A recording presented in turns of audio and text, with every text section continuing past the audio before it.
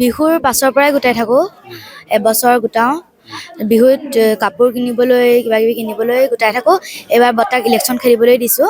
মায়ে দেউতাই টিফিন খাবলৈ দিয়ে পইচা, সেনেকৈ গোটাই যাওঁ পইচা। হ'ব, দেউতাহঁতে কিনি দিব, মাহঁতে। কৰে, বহুত কণেই কৰে। মই এতিয়া 6ৰ, নকছাৰী জাতীয় বিদ্যালয়।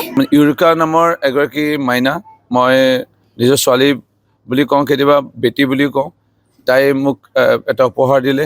তাই সাজি থোৱা পিগী বেংক বা খুচুৰা পইচাৰ এটা কলহ মোক প্ৰদান কৰিলে। আৰু বহু মানুহে কোনোবাই 100 টকাও দিছে, কোনোবা 500 টকাও দিছে, কোনোবা 1000 টকাও দিছে, কোনোবা তাতকৈ অলপ বেছিও দিছে। বহু মানুহে ক'লে যে আপুনি আমাৰ গাঁৱৰ কাৰণে ভোট কৰিলে, বাগানৰ কাৰণে ভোট কৰিলে, আপোনাক আমি স্বেচ্ছাই দিছোঁ, আপুনি এইটো লওক। নলওঁ বুলি ভাবোঁ, কিন্তু জোৰ জবৰদস্তি কয়, নল'লে বেয়া পাম এই বুলি কয়।